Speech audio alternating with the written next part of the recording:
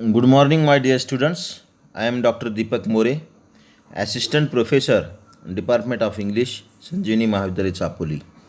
Today we are going to study about I Too. It is the name of the poem I Too, written by Langston Hughes. Then about biography of Langston Hughes. The full name of Langston Hughes is James Mercer Langston Hughes, who was born in 1st February 1902 and he was dead in May 22, 1967. He was an American poet, social activist, novelist, playwright, and communist from Joplin, Missouri. He was one of the earliest innovators of the new literary art form called jazz poetry. Hughes is best known as a leader of the Harlem Renaissance. He famously wrote about the period that the Negro was in vogue, which was later paraphrased as when Harlem was in vogue. First published in the Crisis in 1921, The Negro Speaks of Rivers, which became Hughes' signature poem, was collected in his first book of poetry, The Weary Blues, in 1926. Hughes' first and last published poems appeared in The Crisis. More of his poems were published in The Crisis than in any other journal. Hughes' life and work were enormously influential during the Harlem Renaissance of the 1920s, alongside those of his contemporaries like Zora Neale, like Houston, Wallace, Claude, etc. Hughes and his contemporaries had different goals and aspirations than the black middle class. They criticized the men known as the middle views of the Harlem Renaissance as being overly accommodating and assimilating values and culture to achieve social equality. Hughes and his fellows tried to depict the low life in their art, that is, the real lives of blacks in the lower social economic strata. They criticized the divisions and prejudices based on skin color within the black community. Hughes wrote what would be considered their manifesto. Then his poetry and fiction portrayed the lives of the working class blacks in America. Lives he portrayed as full of struggle, full of joy, full of laughter, and full of music. Permitting his work is a pride in the Africa American identity and its diverse culture. My seeking has been to explain and illuminate the Negro condition in America and obliquely that of all humankind. Hughes is quoted as saying, he confronted racial stereotype, protested social conditions, and expanded America's image of itself, a people's poet who sought to seduce both audience and artist by lifting the theory of the black aesthetic into reality. Hughes stressed a racial consciousness and cultural nationalism devoid of self hate. His thought united people of Africa, descent and Africa across the globe to encourage pride in their diverse black folk culture and black aesthetic. Hughes was one of the few prominent black writers to champion racial consciousness as a source of inspiration for black artists. In addition to his example in social attitudes, Hughes had an important technical influence by his emphasis on folk and jazz rhythms as the basis of his poetry of racial pride. Then the text of the poem, I Too, written by Langston Hughes. This poem is a very short, written by Langston Hughes. When we read the text, it seems to be like a very shortly. I am reading the text of the poem. I too sing America. I am the darker brother. They send me to eat in the kitchen when company comes, but I laugh and eat well and grow strong. Then in the next stanza of the poem, the poet suggests us that tomorrow I will be at the table when company comes. Nobody Nobody will dare say to me, eat in the kitchen then. Besides, they will see how beautiful I am and be ashamed. I too am America. It is the containing matter of the poem.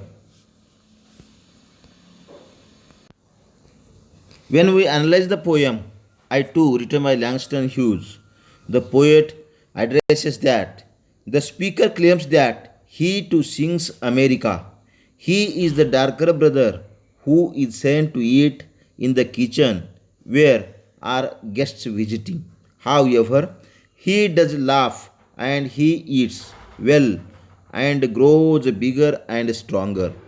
Tomorrow he will sit at the table when the guests come, and no one will dare to tell him to eat in the kitchen. They will see his beauty and be ashamed, for as he claims, I too am America. The poem I too is also known as I too sing America and was initially titled Epilogue when it appeared in the Weary Blues which it was written in 1926 volume of Langston Hughes poetry. It has been it has been authorized repeatedly and scholars have written about it many times.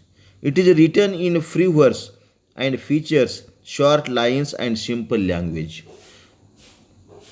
Hughes wrote, I too, from the perspective of an African American man, either a slave, a free man in the Jim Crow South, or even a domestic servant. The lack of a concrete identity or historical context does not mitigate the poem's message. In fact, it confers on it a high degree of universality, for the situation Hughes describes in the poem reflects a common experience for many African Americans during his time. The speaker begins by declaring that he too can sing America, meaning that he is claiming high right to feel patriotic towards America, even though he is the darker brother who cannot sit at the table and must eat in the kitchen. This allows to the common practice of racial segregation during the early 20th century when African Americans faced discrimination in nearly every aspect of their lives.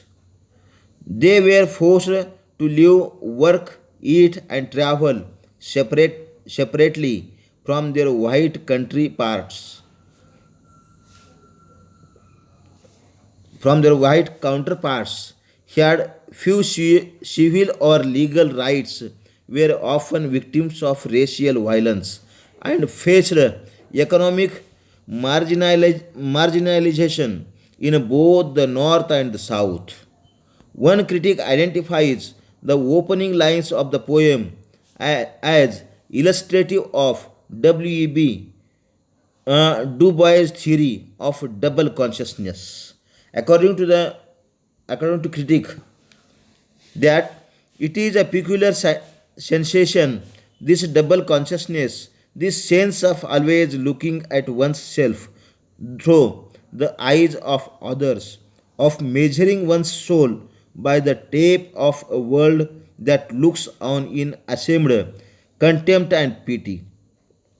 One ever feels his two-ness, an American, a Negro, two souls, two thoughts, two, two unreconciled strivings, two varying ideals in one dark body, whose dogged strength alone keep it from being torn as under. Then the poet tells us that, explains that the speaker does not laugh in despair, however.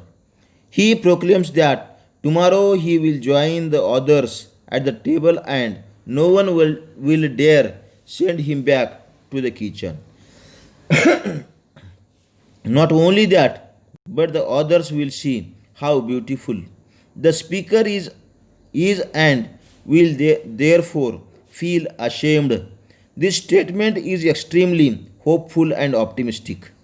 The speaker demonstrates a heightened sense of self and proclaims his ambition to assert his legitimacy as an American citizen and as a man. Then the poet explains the inauguration of America is important, for Hughes is expressing his belief that African Americans are a valuable part of the country's population and that he focuses and forces a racially, equally, socially in the near future. Many critics believe that I too is an unofficial response to the great poet Walt Whitman's poem I Hear America Singing. This is likely given Hughes expressed affinity for Whitman's work as well as the similarity between the titles and choice of words. In Whitman's poem, a variety of Americans, including a mechanic, carpenter, boatman, and a mother, sing joyfully about America. In this way, Hughes suggests that even though the circumstances are different for Americans, they also deserve to experience patriotism. It is the ending of our poem. Thank you very much.